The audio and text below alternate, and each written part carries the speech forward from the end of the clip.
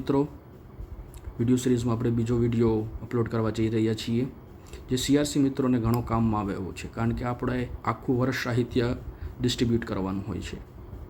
હવે સાહિત્ય ડિસ્ટ્રીબ્યુશનમાં આપણે જ્યારે શાળાને સાહિત્ય આપીએ છીએ ત્યારે ઘણા મિત્રો એને મેન્યુઅલી કરે છે અથવા તો કેલ્ક્યુલેટરથી એનું કેલ્ક્યુલેશન કરીને આપે છે, પણ આપણી પાસે એક્સેલ છે જે આપણું કામ ગયા વિડીયોમાં કીધું હતું એમ કે કલાકોનું કામ સેકન્ડોમાં કરી આપે છે. મારી પાસે એક ક્લસ્ટરની શાળાઓનું લિસ્ટ છે અને ધોરણ વાઇઝ એમાં રજિસ્ટર સંખ્યા છે. તમે જોઈ શકો છો ધોરણ 1, 2, 3, 4 અને 5. અને નીચે જે એક કોલમ એડ કરી છે બંડલ છે કે ધોરણ 1માં જે આપણે પુસ્તિકા આપવાની છે એક 35 લેખે એક બંડલ છે, ધોરણ 2માં 30નું છે, ધોરણ 3માં 40નું છે, ધોરણ 4માં 45 અને ધોરણ 5માં 25નું બંડલ છે. તો એના માટે એક સિમ્પલ ફોર્મ્યુલા છે, આપણે ભાગાકાર શીખી ગયા છીએ. તો આપણે ઇક્વલ ટુનું યુઝ કરશું.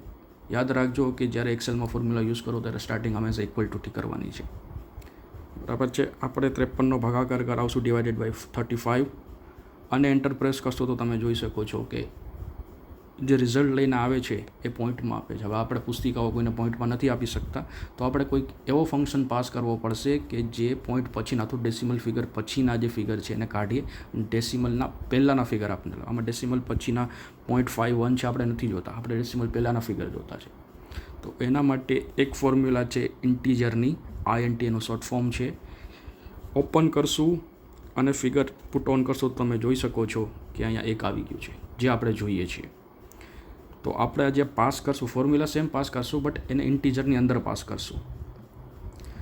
તો ઇન્ટ્રોડ્યુસ કરાવું છું ઇન્ટીજર ફોર્મ્યુલા INT કરીને આપણે ફોર્મ્યુલાને ઓપન અપ કરશું અને એની અંદર આપણે 53ને ડિવાઇડેડ બાય 35 અને પછી તમે જુઓ તો રિઝલ્ટ આપણે એક બંડલ આવી ગયું છે. એક સિમ્પલ કેલ્ક્યુલેશન છે કે 53 છે તો 35નું એક બંડલ અને 18 આપણે છુટ્ટી આપવાની છે, પણ આપણે ફોર્મ્યુલાથી કરીએ છીએ.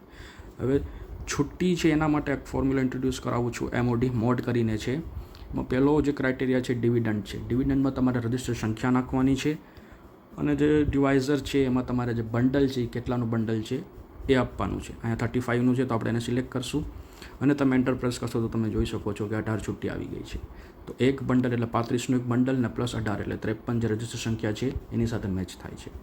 હવે ગયા વિડીયોમાં જેમ આપણે શીખી ગયા હતા કે ફોર્મ્યુલાને આપણે ડ્રેગ એન્ડ ડ્રોપ કરીએ છીએ ઓટોફિલથી, તો તમે અહીંયા જોશો કે આને આપણે ઓટોફિલ કરાવશું તો એ આપણને એરર આપે છે.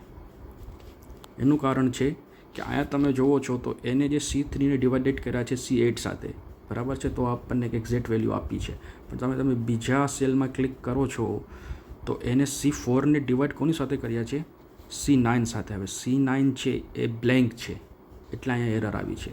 ત્રીજા સેલમાં તમે જોશો તો એને C5ને જે ડિવાઇડ કર્યા છે એ C10 સાથે, તો C10 પણ બ્લેન્ક છે એટલે એરર આવે છે. તો આનું એક સિમ્પલ સોલ્યુશન છે કે આપણે જે રજિસ્ટર સંખ્યા છે એ નીચે ખસવી જોઈએ, બટ જે આ બંડલની સંખ્યા છે નીચે ના ખસવી જોઈએ. તો એના માટે આપણે જે છે ફ્રીઝ કરવી પડશે કોલમ અને રોને. તો આપણે કોલમ C છે તો એને ફ્રીઝ કરવા માટે ડોલર સાઇનનો યુઝ કરીએ છીએ. તો આ ડોલર સાઇનથી આપણે એને ફ્રીઝ કરશું અને જે 8 નંબરની રો છે એને પણ આપણે ફ્રીઝ કરી દઈશું અને તમે ક્લિક કરશો એન્ટર અને પછી ઓટોફિલ આપશો તો તમે જોઈ શકો છો કે આપણને ફોર્મ્યુલા એક રિઝલ્ટ આપ્યું છે. સેમ આપણે આમાં કરશું, કોલમને આપણે ફ્રીઝ કરશું અને રોને પણ ફ્રીઝ કરી દઈશું અને પછી આને ઓટોફિલ કરશું. તો તમે જોઈ શકો છો કે 53 છે તો 35નું એક બંડલ અને 18 છુટ્ટી છે. પછી બીજી શાળામાં 78ની રજિસ્ટર સંખ્યા છે, તમે જોઈ શકો છો કે 35ના 2 બંડલ છે એટલે 35 × 70 અને છુટ્ટી 8 આપવાની છે એટલે 78 થાય છે. ત્રીજીમાં તમે જુઓ તો રજિસ્ટર સંખ્યા 98 છે તો 35ના 2 બંડલ એટલે 70 અને 28 છુટ્ટી એટલે 98. આ રીતના તમે બધે કરી શકો છો. સેમ ફોર્મ્યુલામાં અપ્લાય કરશું આપણે INT, જે રજિસ્ટર સંખ્યા છે એને ક્લિક કરશું અને એને ડિવાઈડ કરશું આપણે બંડલ જે છે 30નું એની સાથે. લાસ્ટમાં જેમ આપણે વાત કરીએ એમ કે આપણે એને ફ્રીઝ કરવી જરૂરી છે. કોલમ ફ્રીઝ કરશું અને રો ફ્રીઝ કરશું. સેમ ફોર્મ્યુલામાં ઓપન કરશું મોડ ફોર્મ્યુલા, ડિવિડન્ડમાં આપણે રજિસ્ટર સંખ્યા અને ડિવાઇઝરમાં આપણે જે બંડલ છે એને. આને પણ આપણે લાસ્ટ ટાઈમની જેમ F કોલમને ફ્રીઝ કરશું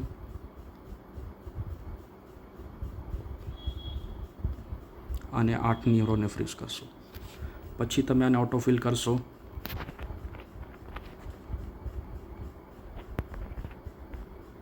તો આ તમે જોઈ શકો છો સંખ્યા આવી ગઈ છે. આમાં 18 છે, 56 છે બીજા ધોરણમાં એક શાળામાં સંખ્યા, અને બંડલ 30નું છે. તો આપણે જોઈ શકીએ 30નું એક બંડલ એટલે 30 અને 26 છૂટે એટલે 56 થાય છે. બીજી શાળામાં રજિસ્ટર સંખ્યા 76 છે, તો 30ના 2 બંડલ એટલે 60 થાય છે અને 16 છૂટે એટલે 76 થાય છે. ત્રીજી શાળામાં 45ની રજિસ્ટર સંખ્યા છે, તો 30નું એક બંડલ અને 15 છૂટી. આ જ રીતના તમે ફોર્મ્યુલા કોપી પેસ્ટ કરીને કરી શકો છો. તો રિઝલ્ટ તમને તમારી સામે છે. કેટલું ઝડપીથી આપણે કામ કરી શકીએ છીએ ફોર્મ્યુલા થ્રુ. આઈ હોપ તમને વિડીયો પસંદ આવ્યો હશે. તો please keep supporting me and ચેનલને સબસ્ક્રાઈબ, લાઇક અને બેલ આઇકન ઉપર ઘંટી દબાવવાનું ના ભૂલતા. Thank you so much.